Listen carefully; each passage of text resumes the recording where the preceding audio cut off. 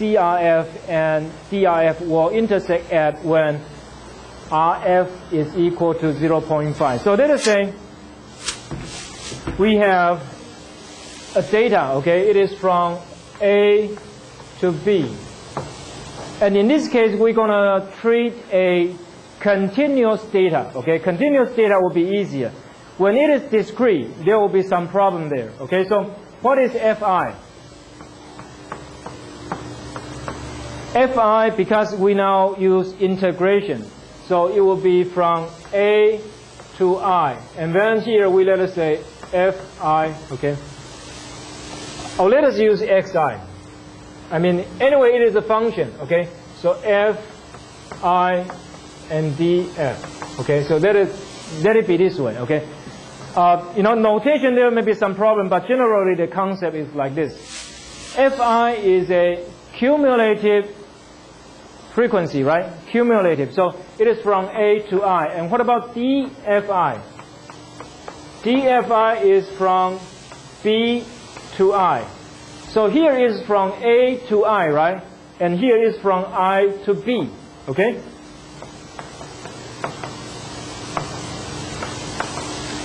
Okay, so if this is the case, what can you say? 1 should be equal to from A to B and Fi dF, right? So what is this equal to? It should be equal to 1 minus dFi.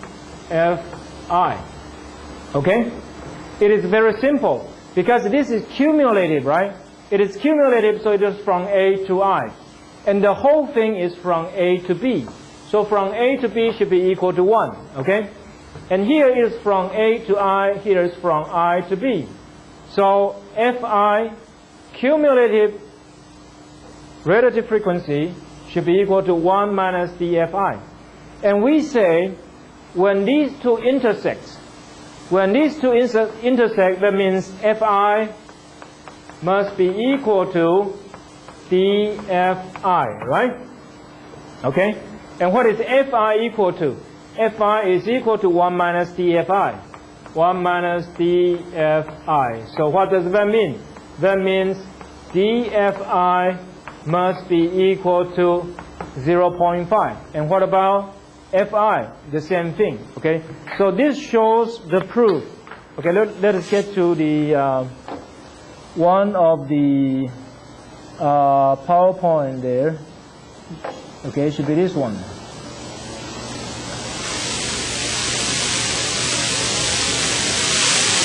Okay, here. So the intersection of CRF and DRF is at the point when RFI is equal to 0.5. Okay, so the proof is there. Okay, the proof is there. Questions? Okay, let's get to the next chapter. It is on chapter 3.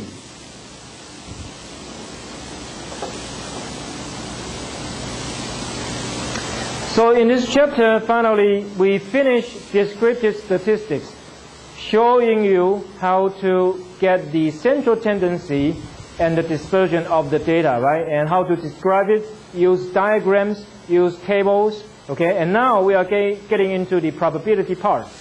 Probability, okay? So let us say if we cast a coin, there will be two sides.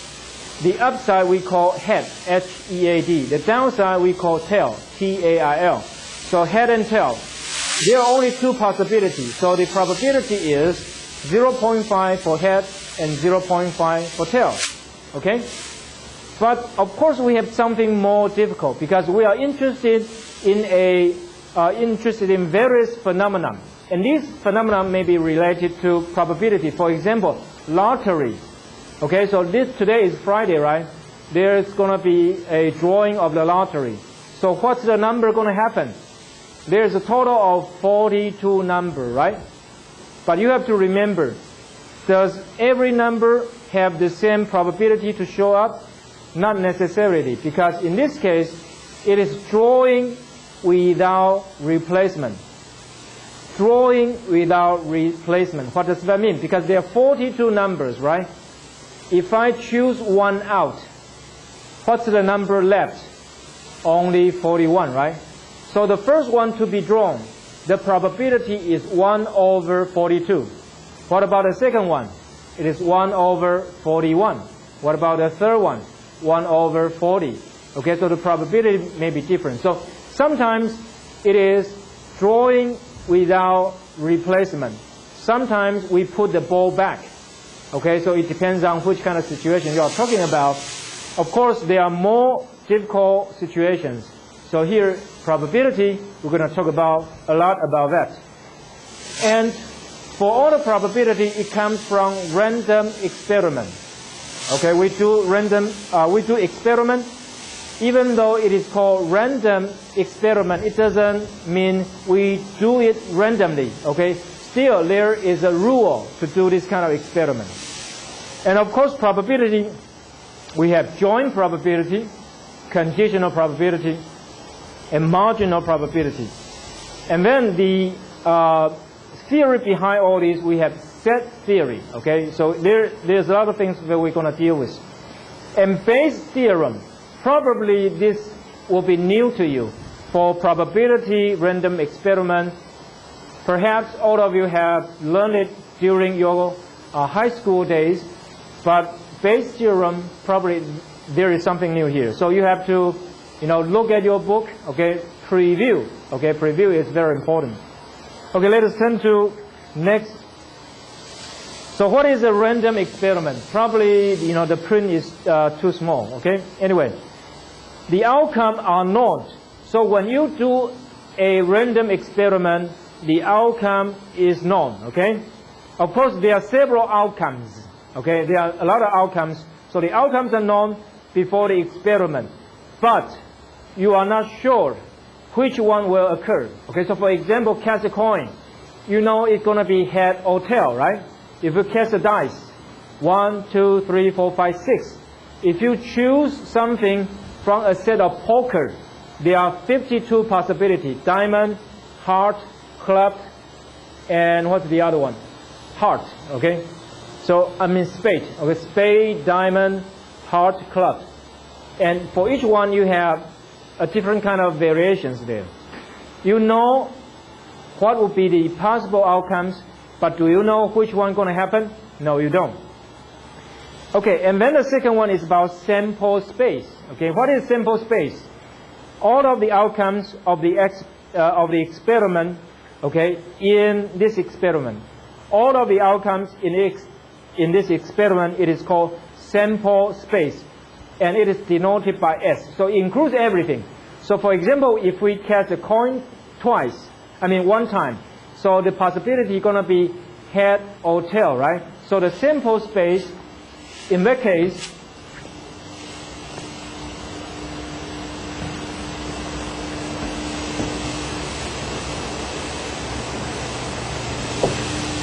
if you cast a coin twice, the sample space is going to be head or tail, right? And if you cast a dice, the sample space is going to be 1, 2, 3, 4, 5, 6. And suppose you cast a coin twice. If you cast a coin twice, it can be head, head, head, tail, tail, head, tail, tail. So there's total 4 elements, right? So head, head, head, tail, tail, head, and tail, tail, right? So depending on what you are talking about, you have different kind of sample space, okay? Simple event. What means simple event? That means an event with only one outcome. So let us say head or tail. If you cast a coin once, so head or tail, that is a simple event. And what about you cast a dice? So let us say 1 happened, 2 happened, 3, etc. Okay, all this is a simple event. But what about this? If you are going to talk about when we cast a dice once, you are looking at odd number. If you are looking at odd number, how many do you have? You have 1, 3, and 5, right? If you are looking at even number, That would be 2, 4, 6. Okay? So basically, if you have, so what is the composite event? So include 2 or more simple events. That is we call composite events. So simple event, we're talking about one thing. Composite event, we are talking about more than 2. Okay, 2 or more than 2. Okay, and of course, set theory is going to be something we will talk about later. Okay. Questions? Okay, we have subset. Okay, subset. So if every element in A is included in B, then A is a subset of B. So for example, let us say here A is equal to 1, 3, 5. So then we know A is included in S, right? Okay, because every element of A is in S. Okay? So basically it should be easy, right? Any questions? You know, basically, you should have learned this in your high school days, right? Am I right? No response. What about the gentleman in white t-shirt? Am I right? Sounds right? No idea. You already forget about set theory. Probably. The probability is equal to 1. It happened. So you have to review you have to review everything here. What about empty set? Empty set, nothing there, right? So it is denoted as this. Empty set. What about complement?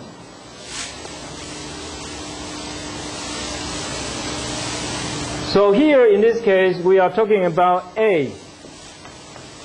And complement of A, sometimes we say complement of A is like this. Sometimes we say this. So A is for every element in A.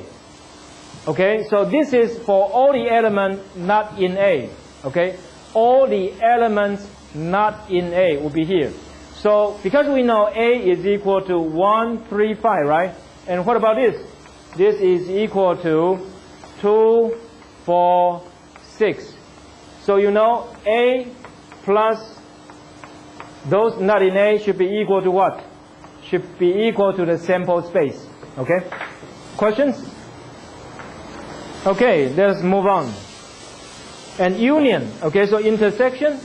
Okay, A intersect B. Okay, intersection A intersect B. Union A union B. Okay? So A intersect B means the elements is in A and in B, right? And union, that means it is in A or in B. Okay? Questions? Okay. So this is intersection, right? A intersects B. But sometimes there is no intersection, right? Okay. For example, A and not A, right? So sometimes we call that not A, or complement of A.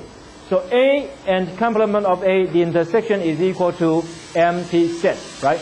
Because A includes the elements in A, complement of A includes all the elements not in A, so there is no intersection there, okay?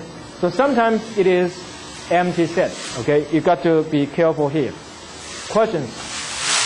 The next one, this is A union B, okay? In A or in B, okay?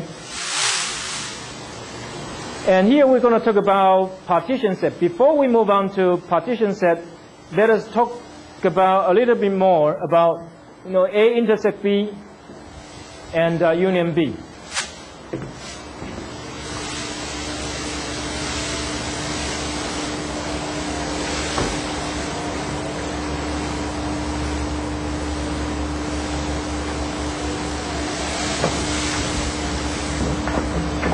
So we have here A and B, right? And here it is the intersection. Okay? So we want to know. So now we're going to use probability. P Okay, P means probability. Okay, if we want to know the probability of A union B, okay, what is this equal to? And here it is the sample space. Okay, here the square here means the sample space. A union B, we are looking at here, right? This part, and this part. Okay. So A union B is equal to PA plus PB. Okay, PA is here, right? Okay, PA is here. What about PB? PB is here. Okay, so what about this part? It is counted twice. Okay, because A and B, so this part is counted twice. You have to subtract it. So subtract PA intersect B. Okay, so this is the formula you're gonna need to remember. Okay, and what about this one?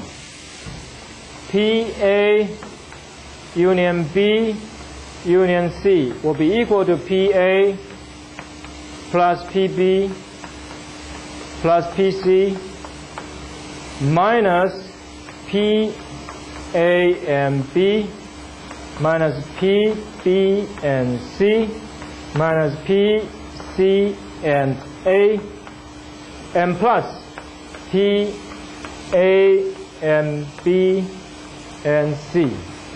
Okay, so here it is the formula you have to remember. Okay, so last year I had a midterm on this type of question, so you want to remember this. P means probability. Probability of A or B is equal to PA plus PB minus P and B.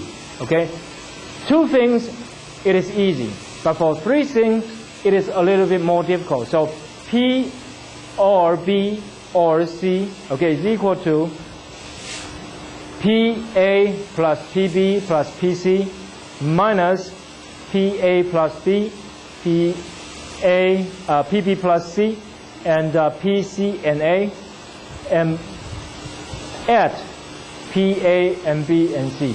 So sometimes intersection we call N, okay, sometimes we call it N, because it is these two things have to happen together.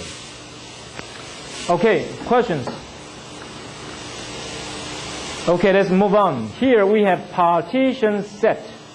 Partition means you have separation. Okay, you have several different partitions. That means you have several different subsets. Okay, partition means you cut it. Okay, cut it into several small parts. And partition set, you cut it into several small parts, and these small parts have to follow a rule. Okay, so you have B1, B2 up to Bj, a total of J sets, and these sets are mutually exclusive. Okay, what means mutually exclusive? If A and B, so A and B means A intersect B. If A intersect B is equal to empty set, then it is mutually exclusive. Okay, if it is mutually exclusive, it means there is no intersection, or the intersection is an empty set. Okay, so if B is a partition set, then for these sets it is divided into several small sets, and all these sets are mutually exclusive and constitute the whole sample space. So this is what we call a partition set.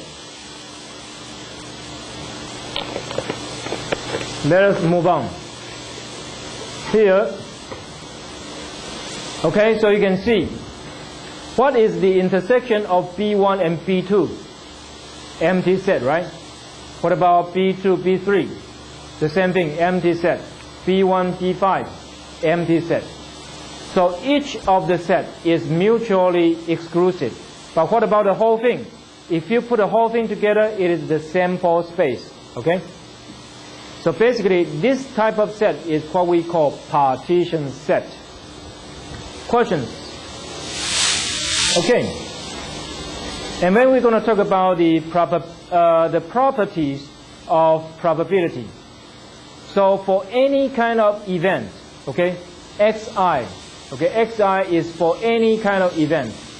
The probability is equal to 0, it's between 0 and 1. For any probability, it will not exceed 1. Okay, the highest probability is equal to 1. But for all of the events, when you put together, for all of the events you put together, what should be that equal to? It should be equal to 1. So these two, okay, 0 less than or equal to pxi less than or equal to 1, and summation of pxi is equal to 1. These two are the properties of probability. So even for some graduate school, the entrance examination, there are a lot of questions about this. Okay, just test. If you want to know whether a function or any function, whether that is a probability function, you check these two parts. For any event, the probability must be greater than or equal to 0, and less than or equal to 1. And for the whole thing, for all of the events, the probability should be equal to 1. Okay? And we have two kinds of theory. One is called classical probability. Okay? Classical prior probability. Prior means in advance, beforehand. Okay? In advance or beforehand. So this is what we call classical theory. Classical probability theory. So let us have example, cast a coin, right? Cast a coin, there are only two possibilities, head or tail. So what's your idea about probability? It should be 0.5 for head and 0.5 for tail, right? What else can it be? What about cast dice? You have 1, 2, 3, 4, 5, 6, right? So what is the probability you get 1? 1 over 6. You get 2, the same thing, 1 over 6. You get 3, 4, 5, 6, the same thing. This is we call classical probability. But some people, they don't believe it. So they try to use a different way. So sometimes if you don't believe it, what you need to do? You to do experiment to verify. So let us say if you cast a coin 1,000 times, 1 million times, what you're going to get? If you cast a coin 1,000 times, what should be the number of heads? 500. Number of tails? 500. The same thing. So one of the school, it is what we call classical theory. They simply take whatever is given. Okay, so that's what we call prior probability. And sometimes they use the other kind. Let me see where it is. It should be down here. Yeah. No, here. It is the second part. So the first part is called classical prior probability, or we call classical probability. The second part is objective probability. So you try, okay? You try several times, and then you figure out, okay, it is this way, okay? So it doesn't matter which way you believe it, okay? Generally, we don't deal with this kind of theory. You just take it as given, okay? We don't deal with this kind of theory. You just know what it should be. So for example, if we take a poll,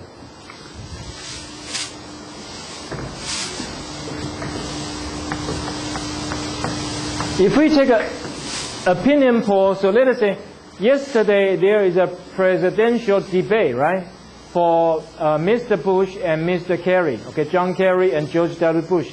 They have a debate, and after debate, you want to know whether the performance affect the opinion of the constituent, that is the voters, okay? And so in this case, let us say CNN, they have a poll and say, the support for Mr. Bush may be, let us say, 55%, and the support for John Kerry may be 45%, okay? So then what happened? You will believe who is going to win.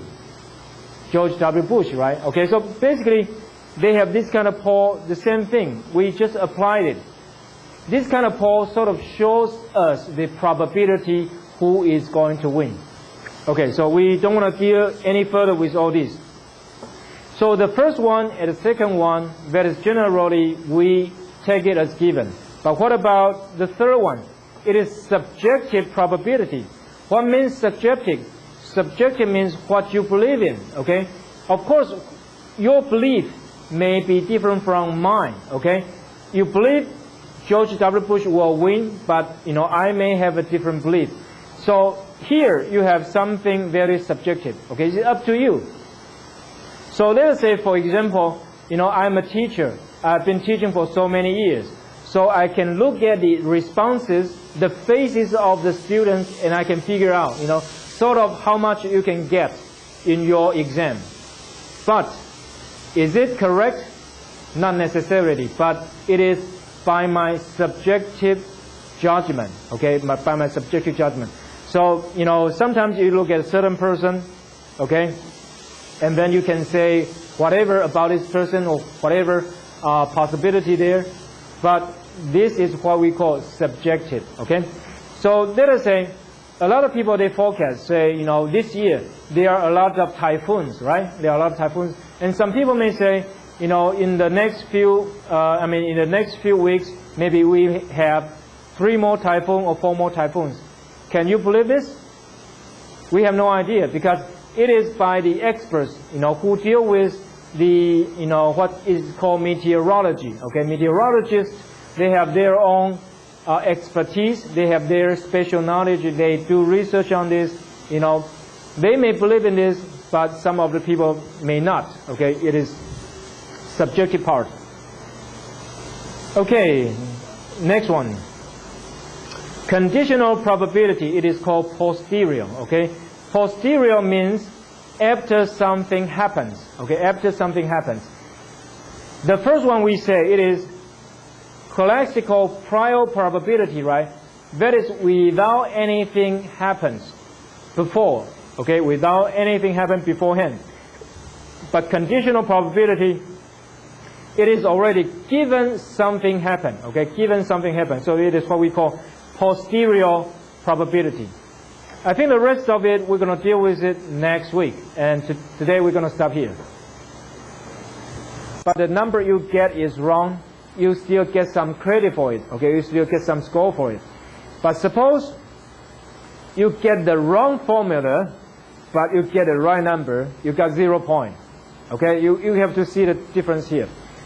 And now I'm trying to give you some, multiple choice question and fill in blanks. So in this case, there's no way I can see your calculation. Then you will be in trouble. So try to make sure that apply as many number as you can, okay? So let us say the number you get from the calculator is 160.374321. Suppose it is the case. Then you have to plug in the whole thing, okay? Because you are doing that by calculator. Supposedly you don't have to calculate yourself. You just plug in the number, okay? So make sure that you get this. Any questions? So supposedly we have to, we are at chapter 4 or chapter 5. Okay, so when you get a book, try to read as soon as you can and practice some of the problems. Questions? Let us move on. So when you group data, okay, so the example we have is we're talking about the height of a class, okay, the distribution of the height of a class. So of course you don't want to get too many groups. If you have too many groups, you lose your focus, okay, so you don't get too many groups. So here the first point, not too many or too few categories, okay, don't get too many groups or too few groups. If you have too few groups, it doesn't make sense. Okay? If you have too many groups, sometimes you lose your focus. Okay, and then the interval can be different. So for example, in this class, the average is about 165 cm, but somehow we have a person very tall, say 200 cm. So let us say the tallest person is 200, and the next one to the tallest is 175. What happened? If you have 5 centimeters as a class, okay, so 170 to 175, and then you have 175 to 180, 180 to 185, etc., right? But the point is, from 200 to 175, there is only one person.